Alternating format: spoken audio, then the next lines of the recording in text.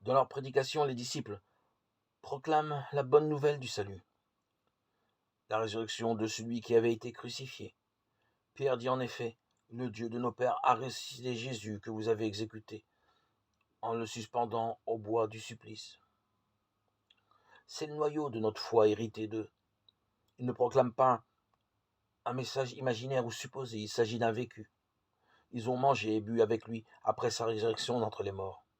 Aussi Jean a-t-il eu dans sa vision la grâce de cette réalité. Toutes les créatures proclament que l'agneau qui siège sur le trône est digne de recevoir la louange et l'honneur, la gloire et la souveraineté. Les anciens se jettent devant le trône et se prosternent, et les vivants acquiescent. Amen. À Pierre, déjà, Jésus vivant après sa résurrection demande à 3 reprises « M'aimes-tu » Il lui pose cette question en usant d'une gradation ascendante dans l'usage des verbes grecs qui changent chaque fois pour traduire en français « aimer ».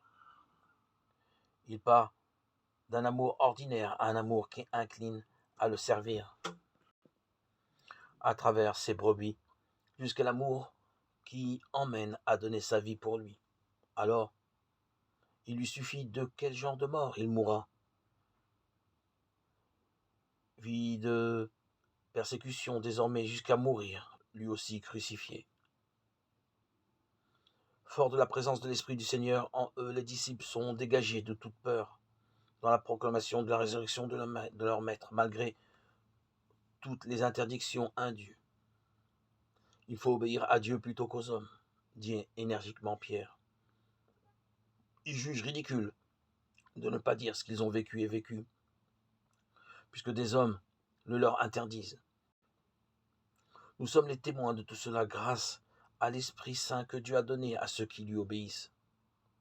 Quand la volonté des hommes ne concorde pas avec celle de Dieu, il nous faut éviter toute hypocrisie, tout respect humain, et nous conformer à la volonté divine. Elle est toujours pour nous le bien. Sur l'ordre du Seigneur, travaillons avec lui, donc notre filet prendra des poissons en abondance contre toute attente. Conforme à sa volonté, nous verrons notre filet plein de gros poissons résister à toute déchirure.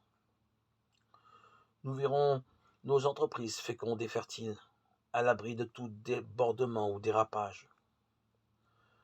Contre vent et marée, nous avancerons, tout joyeux d'être jugés dignes de subir des humiliations pour le nom de Jésus.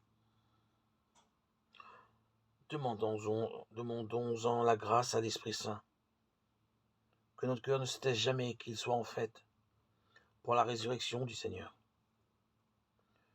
Que toute notre vie, toute notre conduite soit une proclamation, un témoignage de la résurrection du Seigneur, sans jamais craindre l'homme ou tout autre genre de danger.